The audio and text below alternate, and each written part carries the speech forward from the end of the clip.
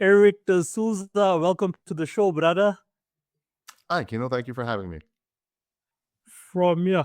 So, Erik, before we get to your book and your series, let's get to know you personally, intimately. Like, where did it all start for you? And you can start at any point in your life. Some authors, they start back in primary school, high school, some start in college, some start at their first day job. So, completely up to you. Sure. Well, let's start in college because college is, I think, when I really had when they're asking you, what do you want to do in your life? And you are sort of forced to think about it. And my first answer was always, I want to be a writer. But then I quickly discovered that for the most part, writers don't make a lot of money. And I didn't want that. So I went into marketing instead and computers. The love of writing never disappeared, but it was kind of a thought of, I can do that when I retire. I'll enjoy my retirement. I'll be a writer then. And I did shelve it. And I wrote the occasional short story, but for the most part, I was pursuing having a young family, a career. I worked for the government. I've worked for the telecom industry, a lot of computers, and everything was good. But then my wife and I had a discussion, and we decided that one of us should sort of take a break from their career and raise the children. And I know typically it's the man who stays in the job and it's the wife that makes that sacrifice. But we chose not to be typical. To be fair, she was earning more money than me and I'm a better cook. So I took that break from work, and that's when what we talked about earlier, that lifestyle of walking the dog in the morning, getting the children to school, um, a lot of the hustle and bustle disappeared, and the creativity started coming back, and I had to start getting it out again. I wrote a book. It took a while because I still had my personal responsibilities, but it took a while. It took maybe 3 years. I wrote a autobiography, creative fiction novel, not crime, and it was about my earlier life of moving from one side of the country to the other side of the country, from Montreal to Vancouver, and I didn't shy away from sex. I didn't shy away from alcohol abuse. I put it all on the page, and I was as honest as can be about it. I liked it. I thought it was brilliant. I thought I was going to be discussed in universities, but that's not what happened. My family, who were supportive and read it, were basically telling me we enjoyed it. It was very brave, is a word I heard a lot, ambitious, and at the same time, not commercially viable. And my wife was like, well, you've been raising children for 5 years, your job's waiting for you, time to get back to work. And I was like, you know what? I can make a living out of this. I know I failed, but just because I failed, like, that was a passion project. And you would know this too, you have to, there's passion projects, things you really want to do, and then there's, how am I going to be profitable doing the things that I'm doing? And you have to weigh the two out. And that's when mystery started coming. Now, it didn't come out of the blue. I've always loved mystery. I loved reading mystery. I loved watching it on television. I just never saw myself as a mystery writer.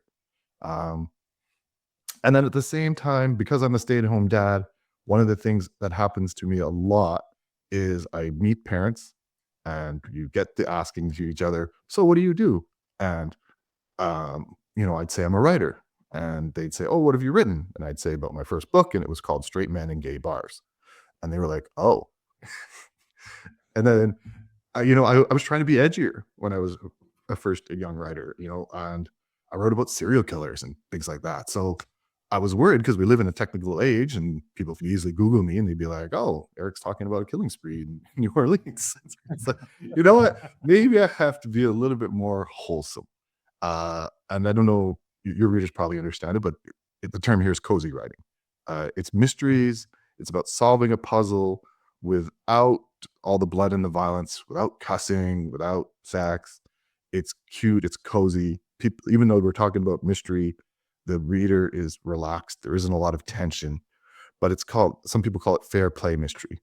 The clues have to be in the story. So as the reader is reading it, they have to feel like they almost know what's going to be. They suspect who it is. And at the end of the day, they're surprised, hopefully. And then when everything's revealed and I tell you all the clues that were there, um, you could go, oh, I could have gotten that. I was so close. I picked up on this. I didn't pick up on that, but it was there. And if I reread it again, I'll see exactly where he laid it out for me. There was no point where he cheated me and it was like, oh, it was the postman all along. You didn't see it coming. And that's the fun puzzle of it. And I very much enjoy writing those. At the same time, being a writer is difficult financially. I wasn't going to make a living doing that. I started a publishing company and I started publishing other people's books. I did a lot of charity work in the sense that we did an anthology. We gave away the proceeds to our local food bank. I got a job at Crime Writers in Canada, and that helped me. It's like a symbiotic relationship. I work for Crime Writers in Canada. I do podcasting like you. My job is to promote Canadian crime writers across the world, which is very fun and very rewarding. And at the same time, it's my face that's doing it. So it starts becoming recognizable. So when I go to conventions or literary festivals or something like that, they're like, oh, I listened to your podcast. I know who you are. So again, that becomes a symbiotic relationship. I do readings at the library. I have helped do literary festivals at the local level, again, working with the libraries. I coach basketball. I have a lot of hats, but I enjoy all those hats. So it's worth it. Wow. There's so much to unpack with what you just said. There's so many questions going through my head. That's a good thing. Yeah. Let's start with being a marketing manager, okay, and getting into marketing. Mhm. How far back was this? How far back I've been a marketing manager? Yeah, did you get into marketing? I was into marketing very young. Again, like when that college decision not to be a writer, and it's like, well, what are you going to study then? I actually studied fashion marketing, so I stayed in the fashion industry originally.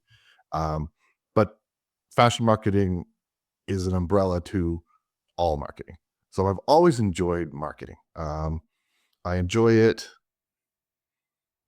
because, and it's growing so much. And I think maybe that's why I enjoy it too. I mean, I've listened to your podcast about, you're talking about AI and how marketing is evolving, that our phones are listening to us. And I'm almost not scared of that. Like it's like, okay, I'm careful what I say, but it's interesting the way that you could walk by a store nowadays and then all of a sudden virtual coupon comes up and says, do you want to go in that store? Because I'll give you a discount. I've been involved, not at that level, but the level that I work at is almost the same as publicity and social media marketing, a lot of social media marketing. If I am a self-published first-time author, it is very hard to start. I joined Crime Writers of Canada, and now it's my job to help promote you. So I'm looking at your social media and sharing it. So I'm growing your platform, and that's sort of a member's benefit. We also do a lot of festivals, and if we're at a festival, so we're not the one hosting it, but we sponsor a festival. And so let's say it's in Toronto, the center of Canada, more or less. We would sponsor an event. So we would get our speakers, again, who potentially may not have been able to access this venue, up on stage talking. We would have a table there. So having a table at an event is expensive, but because the organization is paying for it, we can say, well, you can have like an hour at that table, and then you can meet people and talk to people throughout the day. And that's, again, another advantage. That's like, it's still marketing, right? Like we're marketing the organization, we're showing its benefits to people so that they look, and everybody has, limited funds right now. So we have to prove that Crime Writers of Canada has a value. It's worth joining this organization. So the marketing's twofold. It's reaching people and getting crime writers and trying to convince them to come and join, be under our umbrella. And then it's my promoting you so that you feel that you have value, or you're getting value by being part of this organization. And it's also networking. Um, Yeah. this writing is a very isolated um, activity. I know you're into the music industry, and that's very collaborative. Writing, for the most part, is sitting down in front of your laptop with less distractions, no people, no email, and focusing and writing. So it can be isolating. A lot of writers are introverts. They enjoy that aspect of the business. But if you want to actually sell your books to people, that is not an isolated activity. You have to get out there. Yeah, that makes so much sense. But just on what you said about, the music industry, um, it is coming isolated as well. So yes, there's a lot of collaboration that takes place. But like for me, for example, I work with artists all around the world. So for example, a beat will be composed, by me here in South Africa. I'll send it to, someone in the US who's a lyricist, and they will lay down the lyrics, and, they doing it by themselves, isolated in their studio, send it back to me, mixing and mastering done, concluded by me, and I do the distribution and the publishing and all the contractual work, by myself. So it's also, you're doing a lot of stuff alone these days compared to how it used to be, with record labels, 10, 15, 20 years ago, where you were in this fancy studio with 20 people. And yes, it still does happen. I'm not saying it doesn't, it does happen. But in the independent space now, it doesn't happen as much as like, being signed to a mainstream record label on a full 360 deal. So it is like, if you have to weigh it, it's becoming more isolated than it is, being with a full team in the studio all the time. You don't need to Yeah. do it, as much anymore. But I love both, to be honest. I love both. At times I want to be, in a studio with people just throwing around ideas and, just having laughs along the way. So yeah, both has its advantages. The reason I wanted to ask you, where about, when you got into marketing, because, it's changed how we used to market even 1 year ago versus now. It's changing every day, you know. You brought up AI, and, that's becoming an assistant if you're using it responsibly. Not just putting a prompt in and going whatever, comes out, still looking, okay, does it make sense? Is it relatable to my brand? So it's changed, so, and there's a lot of authors, okay, not just authors, independent creators, that are struggling, because they're still trying to get a grip of how the market is changing. They don't know, where to go, what to do. Should I still go out, as you said, to festivals? Should I go network with people? Yes, networking is extremely important. And then also, how do I market myself online? Where do I market myself online? There's so many platforms these days that I can't be on. And, when people do ask me that question, I'm like, okay, you don't need to be on each and every single platform, but stay on the platforms that, that works for you, because TikTok is working for someone else doesn't mean, you need to be on TikTok. Is it working for you? Are you going to enjoy, posting on TikTok every day? Are you comfortable with video content? If not, then, you know, clearly it's not for you. But then also some situations you're forced to be, in that situation where I need to be out there on video because now that's trending. People are watching short videos, attention span is dropping. That's where I need to be, you know, because maybe I'm a blogger and I'm great at blogging. That's cool, continue blogging. But then is it gaining much traction these days versus, a reel? So a lot of people get overwhelmed about it. I even get overwhelmed about it at times. But I'd say that's half of the equation of sticking to the social media that you yourself like. But what also is super important, especially in a writer, and it would probably translate to the music industry too, is your audience. So I write Senior Sleuth. It's not for my children. It's for my parents. People typically read what their protagonist is, right? So if I'm writing about an older lady sleuth, that's probably going to also be my audience that I'm going to attract. Um, then being on TikTok is a waste of my time because older audiences don't spend time on TikTok. They think it's an abomination. It's crazy. But they're still on Facebook. That demographic is heavily onto Facebook. Um, so that's where I spend most of my time is on Facebook. Um, writers of mystery or readers of mystery generally are more on Facebook with a towards Instagram. If I was writing romantic fantasy, which is super popular right now with the younger generation, yes, I would be heavily onto TikTok. But that's not what I'm marketing. So it's also what you're comfortable with, but also where your audience, where your demographic Yeah, is.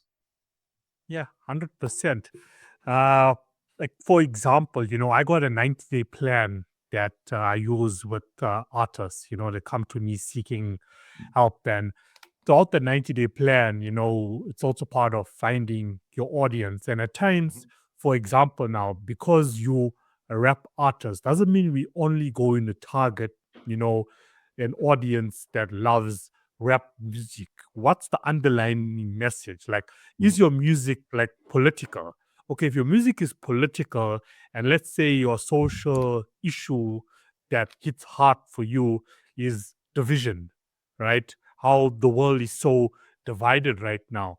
So for me, what I found out is that okay, your audience that we are going to target is not just going to be people who love rap music, but millions of people out there who are just feeling so lost at this present moment in time and don't know where they belong. Your music can also hit them, and that mhm. they become your audience as well. So it's also that underlining message. It's like I'm gonna go in and take a shot in the dark. Yeah, if I write fantasy, um, I won't just go out and target people who enjoy fantasy books. I'm going to look for your underlining message, because every author, just like a musician, has that underlining message that's going to impact the world. And I'm also going to target that audience, depression, anxiety, self esteem, whatever it may be. So I'll target those people, and they can automatically become a fan of your work. Yep. And when they read your book, yay, Eric helped me out on this topic, and then this makes life so much more easier. you know. Yes, So that's exactly it. With a book, the first marketing thing is your cover. So you have to have a book cover that if they're either in a bookstore or if they're on Amazon and they're scrolling through little pictures, that your cover is going to stop that person. And then the underlining issue has to come with the blurb. So if they give you enough time to read either the back of the book or your Amazon blurb, you have to kick into those. So it'd be like, if I want to reach those people who feel isolated, I have to talk about that. And then so they have to relate to it. And then hopefully they take the next step of buying your book. yeah, yeah. Thank you for sharing tips. So up and coming authors that are listening, here's some motivation for you, or where to get started at least. So let's talk about your books. Okay, crime, mystery, thriller. Okay, you mentioned that you never expect to get into this genre, but you did. And then you also mentioned that you like eliminated all the hardcore components that comes with the genre. Now I'm a fan of the genre to read and to watch. Like I Mhm, love crime, I love mystery, I love the psychology behind serial killers. It's always fascinated to me, why does someone do what they do? mhm. So like, how has the reaction been with your readers without those hardcore components? The reaction is expected for the most part. And the way I say that is if you are buying a book that I'm marketing to, and if I market to you properly, right? I'm not selling thriller. I'm not selling fast paced tension. I'm selling It's a beautiful summer day and you just want to curl up, sit down and read a book and enjoy it without feeling that anxiety. So there's a lot of emotion in reading. And it's my job to portray that emotion. So if you're looking for a fast-paced thriller, you you would not pick up my book. And I'm hopefully, if you looked at my cover and it's like a cartoon of a dog at a very traditional looking setting, nothing about it says thriller. Like, oh, this is going to be fast-paced. Now I have gotten it. I've gotten comments on Amazon of being like, oh, all that happened is this lady sat down and drank tea and solved the mystery. Like that's like, what did you expect? That's what was going to happen. If you thought she was going to get in a gun battle, like I didn't sell that at all. Why? So you can't stop that, right? Like, that's always going to happen. But for the most part, the person who's picking up my book is not expecting high tension. They're expecting, oh, that was fun. Like, and look at her relationship with her daughter, and look, she's spending time with her dog and her grandchildren. And yes, there's a mystery there. There was a murder. There was a crime. There's no avoiding that in the genre, but it's not in your face. I'm not trying to dismantle somebody's body through a wood chipper and go like making you go. I For the most part, I use poison. I was thinking about it the other day. I'm working on my third book, and in no book is there a gun. There's people who are dying, but nobody's pulling out a gun and shooting another person. It's for the most part, it's poison, and you don't even see the death. Like I don't write about the person dying and choking. It's just you found a body. Yeah. So we're not. I'm just thinking, like, that makes you quite an awesome creative with that extra imagination versus reading a James Patterson book. You know, Yeah, because it's very different. God, you know, like. Well, I'm trying to think universally. It's like Agatha Christie. So old school Agatha Christie. Or if anybody, um, it's a while ago, but Murder She Wrote with Angela Lansbury. Very, very, very similar. Like there might be a little bit more tension in that, but that's TV, and TV has to have a little bit more tension. Um, if you were converting my stories to TV, you probably would you would write in a little bit something because television, that medium needs it. But cozy mysteries are very, very popular genre wise. It's one of the reasons I picked it is because um, constantly a subgenre that is constantly being picked up by readers. Not necessarily readers of your age, but readers of an older generation, typically female, devour these books. Yeah. I love, when authors come onto the show, and it's happening a lot with romance as well. And there's these subdivisions of Mhm. a genre. Like, I mean, this is the first time I'm, learning and listening about cozy mystery. I never knew there's cozy mystery, right? I've always put mystery, crime, and thriller together. Being a fan of reading James Patterson books, and Mhm. I always saw it, watching all, these mystery series on Netflix, for example. There's always these hardcore murders that are going down. Now there's cozy mystery, and it's great. And the same thing is happening with music. Hip Mhm. hop, for example. I work with artists that are coming up with their own subdivisions of it, and it makes so much sense when you do listen to the final product or read the final product. Then you understand, okay, I get what they trying to do here. So that's quite awesome. Where you're living in this era that now you can create your own new genre from what it used to be and find a whole new audience that's going to love it. That's awesome. That is awesome. Yeah. So let's talk about your series, a Suzanne Rixon Mystery. Mhm. So you got two books. So let's start with book one, and with a lead up to Death on the Rocks. Sure. In book one, you meet, I believe she's 68. So Suzanne Rixon uh, was schooled her children. Her husband was in construction.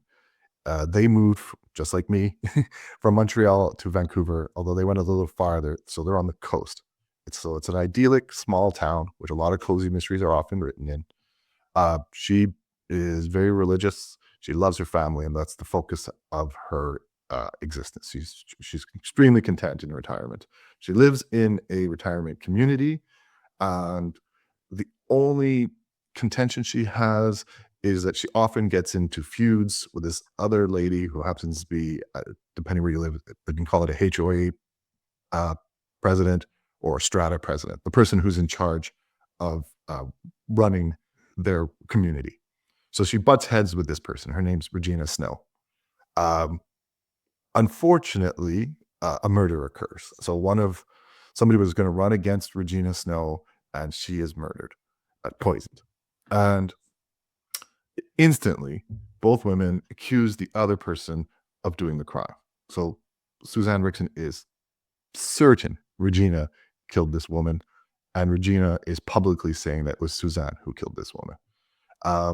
That's when you get into the backstories and rumors, and like this community is almost like high school again. Everybody's talking, they're gossiping constantly, and there's like, oh, did you just hear what this person said? And it's a sort of a battle of the public of these ladies accusing each other of this crime.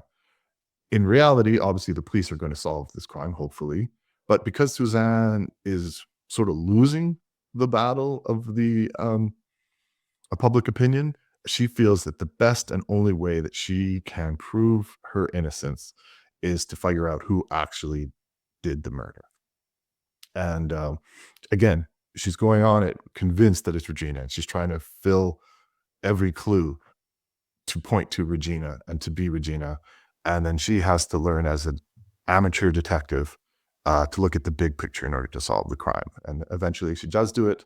There is a sort of a showdown between her and Regina, but it's not a gun fight at the OK Corral. It's over coffee and tea at a cafe. Wow. That's awesome. Okay, so then Suzanne carries on into book 2. Yes. So in book 2, I mentioned she's religious. So this is sort of a subplot that's going to follow her. She realizes that she has to forgive the people who did this to her, and this is not easy for her. So this is steaming up, let's say, and in book 3, which I'm working on, it's going to come to its arc. So there is a subplot, though, of forgiveness, something that Christians have to do for their own conscience. So that's going on in the background. She has gotten now a little bit of a reputation within her community of like, oh, that's the lady who solved the crime before the police. And unfortunately, another crime does occur, a murder. This time, it is not at her community, but it's at a seniors community center where they are putting on a play. And it's not Suzanne's not in the play, but her husband, Charles, is one of the lead actors in this musical theater. The producer of it dies, and actually it's suspicious. It could be an accident. It could have been murder. It happens on the rocks. They live on the coast. This person's fairly wealthy. He was on the rocks on a sort of a rainy day. They find his body. It looks like maybe he just slipped on the rocks and hit his head and passed away, unfortunately. But it's a mystery novel. It's very likely that it was a suspicious death. But the police deem it an accident. They go forward, and then another crime occurs. And this time, the wardrobe manager, it looks like she perhaps did both of the crimes. The thing about the wardrobe manager is nobody likes her, including Suzanne. But the wardrobe manager, because of her reputation of having once solved this previous crime, comes to Suzanne and asks her help. And again, because of Suzanne's sort of Christian values and now a little bit of like the Good Samaritan, Suzanne does feel compelled to help this person, even though she even suspects that potentially this person did it. And she reluctantly solves her second crime. Okay. So now the series is going into a third book. Will this be the finale of the series? I could say that in my head, when I first started the project, I pictured a 3-book series, an arc of 3 books. It's the marketer in me, right? I'm giving the project 3 books. if it catches on and finds an audience and people are enjoying it, there'll be a fourth book. Assuming again, I enjoy it. But I live with Suzanne in my head for a few years now. I enjoy her being there. If you're a writer and you're writing a series, this protagonist starts becoming part of your subconscious, and you start thinking of like, what would Suzanne do under these circumstances? And she's happily she's happily taking up space in my brain, and I don't mind her there. Again, the marketer in me is going to reevaluate the project in like a year and say like, okay, do I stick with doing this? The creativity in me wants to do different projects. That's the artist in me, right? It's like, oh, I have all these ideas in the back of my head and I'm shelving them because I'm focusing on this project. I haven't honestly decided if I'm going to write a fourth book. I have an idea for a fourth book, or if I'm going to try something completely different. And maybe I'll write that thriller. And maybe it'll be to you, Kino, and you'll be like, woohoo! Fast paced like Patterson, like chapters that are only like 4 pages and like something. Then there was a gunshot, and then there was this. The creative me wants to explore those different things. The creative me, like I've been like these Suzanne Rixon's, part of the limitation of it, and it's an imposed limitation, is it's always through her eyes. And stories nowadays often have multiple point of views, and the artist in me wants to explore that and to have a book with like maybe 7 points of views and how they interact, and they're fun. I enjoy reading books like that often. That keeps the pace really high. That keeps the like, oh, I know that guy has a gun in his back pocket, so potentially he can use it at any time, but the person he's talking to doesn't know that. So there's this tension that can grow and fester, that I can't do with Suzanne Rixon, because if she only sees the world through her point of view and the reader only sees the world through her point of view, we are stuck in that consciousness. So the artist in me wants to explore different things. The marketer in me says, well, if people buy the third book, why would you not write the fourth? Yeah, yeah. But then you never know. People can still enjoy the third book, but I guess you also have to know when it's time to say, okay, this is a great way to end the series and not go away and write a fourth book. I guess there's a lot of homework, you go and you have to do, and then you have to weigh, because I could write the fourth book, but doesn't necessarily mean, okay, it's going to be a top seller. Maybe the third one was like, okay, this is it now for Suzanne. The brilliant ending to the series. Let's call it quits and move on. It's difficult for writers sometimes. I'll give you an example. It's an old example, but it's still true. Author Conan Doyle, who wrote the Sherlock Holmes mysteries, wanted to try something different, and he killed Sherlock Holmes. And his audience turned on him super fast, and they're like, no. So he had to bring Sherlock Holmes back to life so that his audience wouldn't get mad at him. I am building an audience, right? And if I did something completely different right now, and I wrote that thriller, the audience that I built doesn't necessarily follow me. They don't just say, I'm going to read anything that Erik D'Souza writes. They say, I read anything that Suzanne Rixon is in.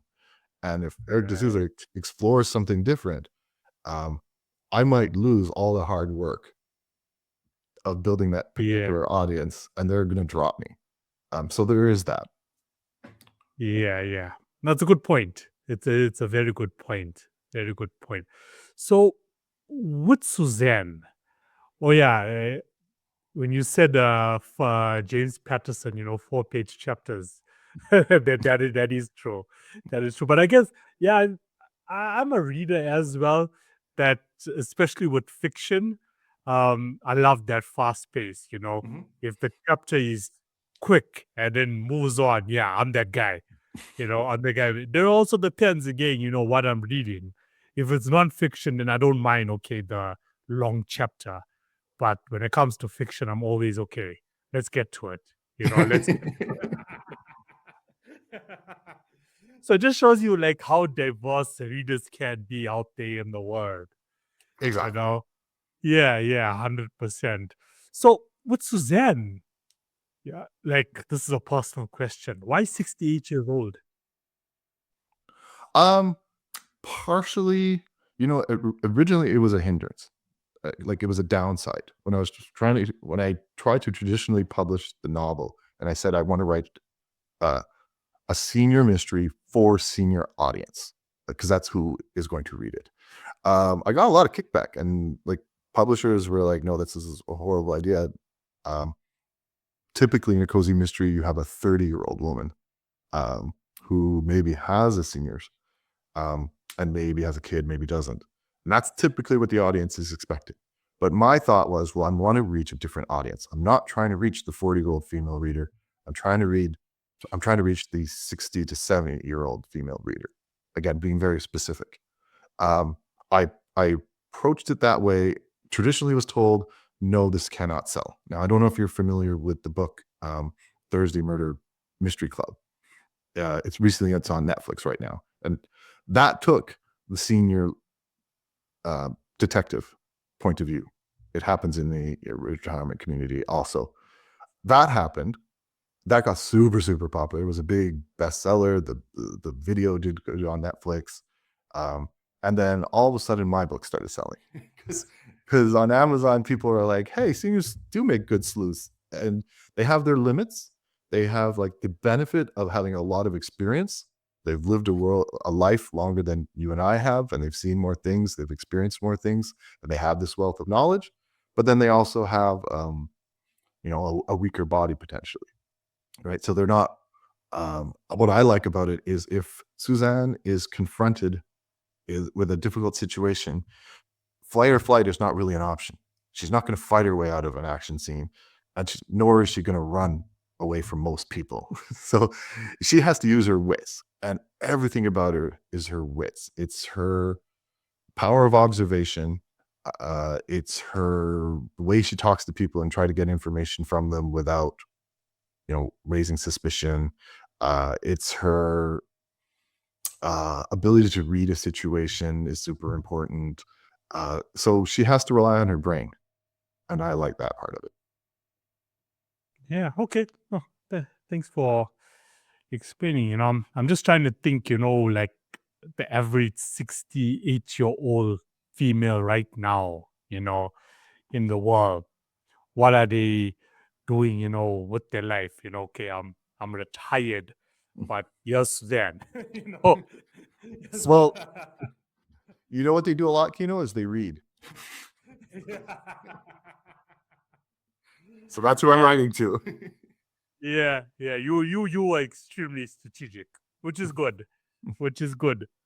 And with your position or crime writers of Canada, are all the authors, fiction, or is there also non-fiction that goes on, like true crime that has happened in Canada or any part of the Oh, world that well, writers? I think, sorry, true crime is popular regardless, right? Like there definitely is an audience.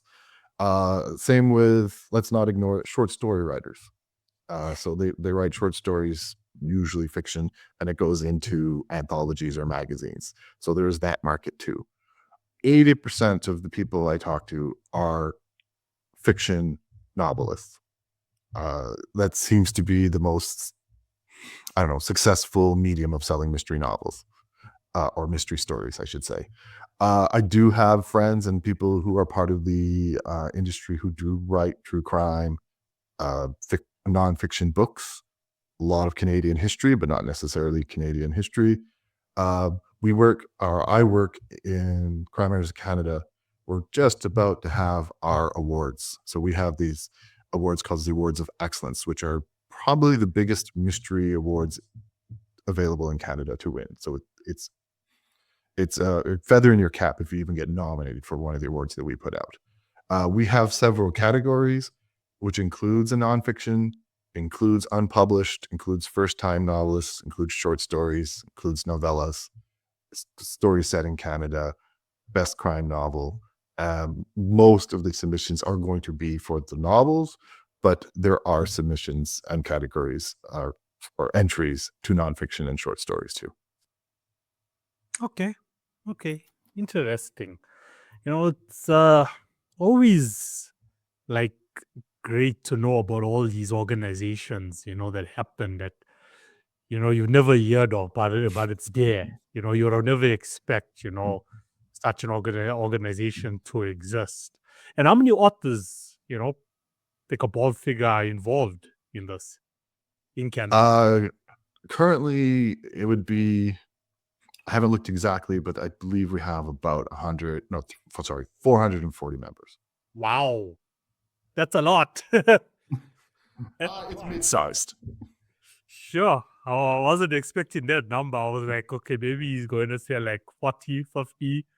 That's a lot of authors Well, involved in the it's genre. all of Canada, right? So, Canada's a very large country, and, I have friends in the East Coast and I have friends in the West Coast. A lot of it is centered around Toronto in the middle. There's other big cities, though, like Montreal and Vancouver, Calgary. There's a lot of writers, and the organization tries to use technology to basically include everyone. You don't have to live in one of the major cities to have the advantage of that. We try to have an inclusive organization, and we do have members Yeah. from coast to coast. Yeah. Yeah. No, I get that. Canada's a huge country, just like the genre itself. So many authors involved in the genre. Yeah. Yeah. Like, wow. That's quite awesome. And then you also mentioned that you have your own podcast. You wanna mention it? Sure. Well, it's not my own. It's part of the organization, Crime Writers of Canada. So it's very simply called Crime Writers of Canada's podcast. I get to sometimes be a fanboy and talk to people like Louise Penny and Vicky Delaney, who are giants in the industry. And to spend half hour chatting with them is such a privilege. But at the same time, I often talk and really want to congratulate first time authors, even if they self published or traditionally published, to reward them and then hopefully help their careers to become to the level of some of our most successful writers. And it's fun to be a fan and talk to these people, and it's fun to be a promoter and help promote these people. And what topics like come up? Like, is it all just around, of course, maybe the books, but like crime in general? For the most part, it's the books. We focus on the books. You've been interviewing authors. It's easy to talk to authors about their books. It's their passion. It's what lives in their head. We don't go into politics. We don't go into religion or anything like that. Um, I barely even go into their personal lives. It's mostly promoting their books. Yeah. Unlike me, I love to get it organized. But I guess that's what I wanted to be different about my show. Because these days, what I picked up is that you know fans want that intimate relationship with you. So yeah, I could get on and I could jump straight to it. Eric, let's talk about the book, what the book is about.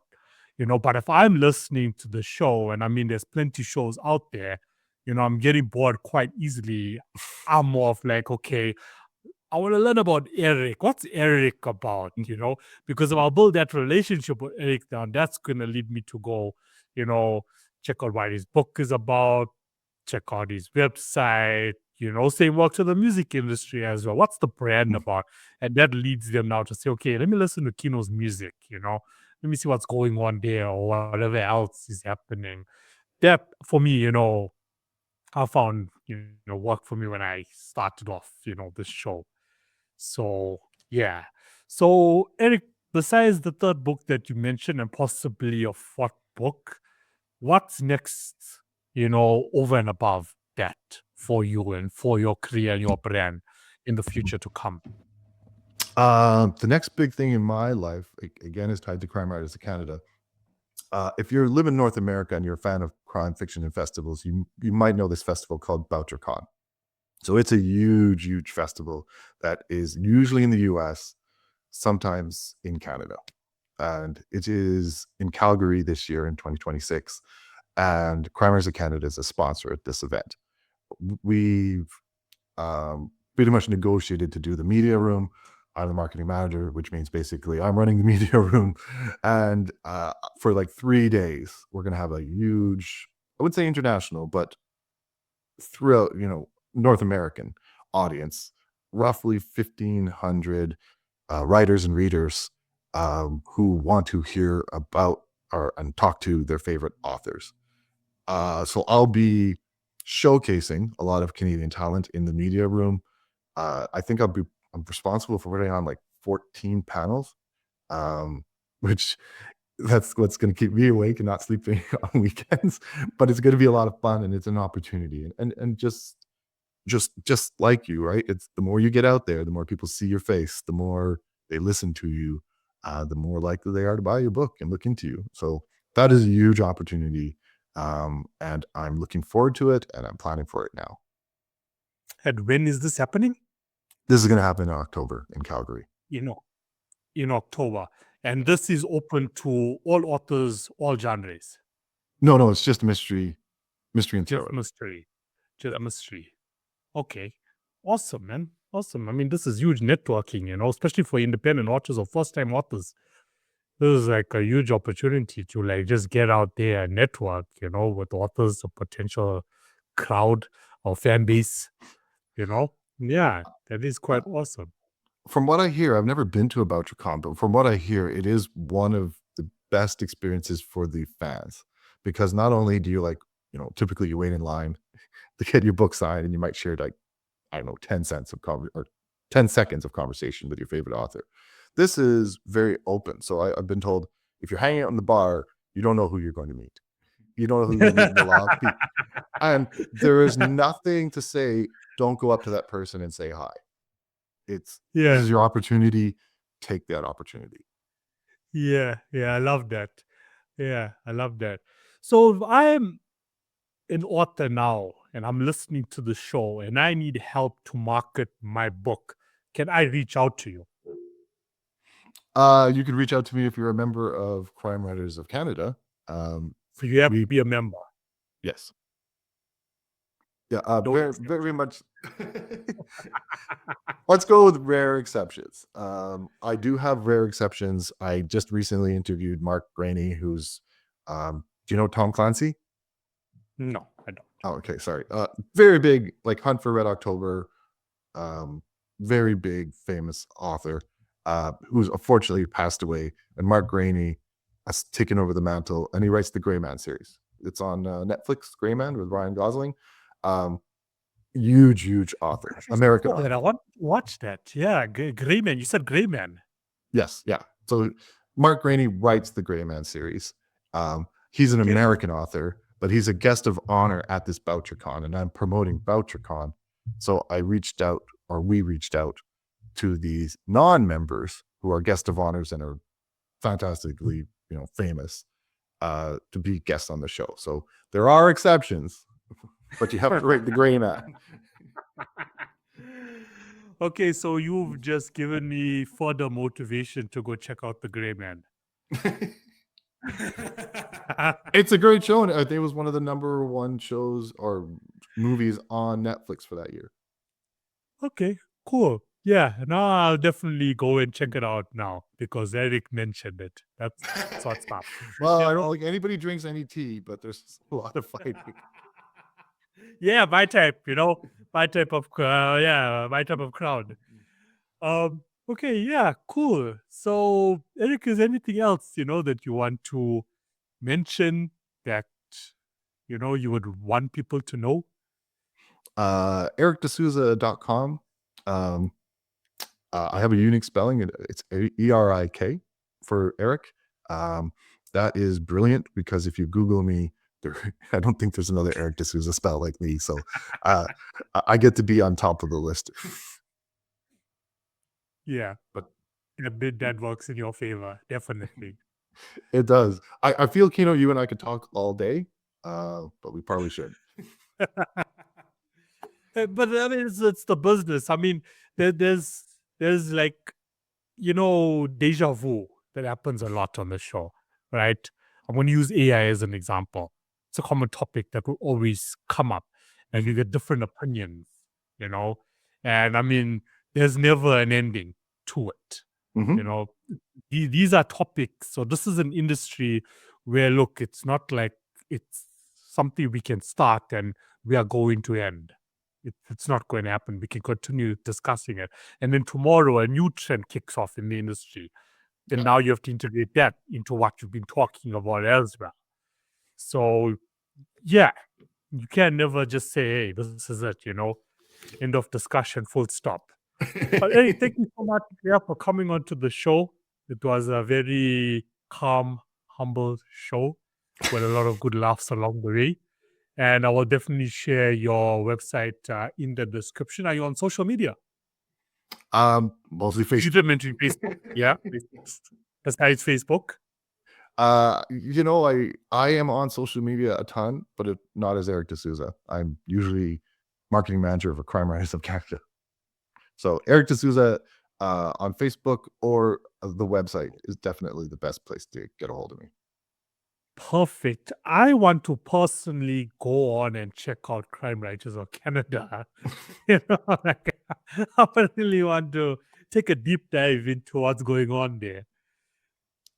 It's fun. Like, the crime world is mostly, it's centered around, the English scene, the American scene, and then the Nordic are pretty big in the crime world too. So I think Canada has a lot of great, amazing crime writers.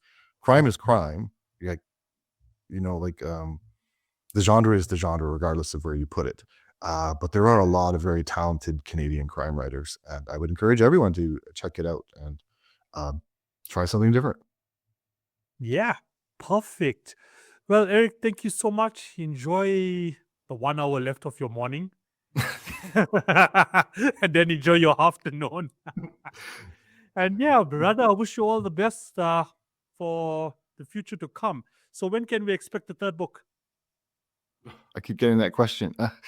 I'm hoping for November. November. Yeah, well, our time is just flying by so fast. It's April, right? Very towards the end of April already. Yeah, So November is like literally around the corner. Yes, exactly. I feel that way. I'm very close to finishing off my first draft. I've got 3 chapters left. It should happen. Nice. Let's make it happen. Well, thank you so much. Once again, I never conclude the show with goodbyes. It's always catch you later because we never know when we're going to see each other again in the future to come. See you later, Kino. All right. Catch you later, Erik. See ya.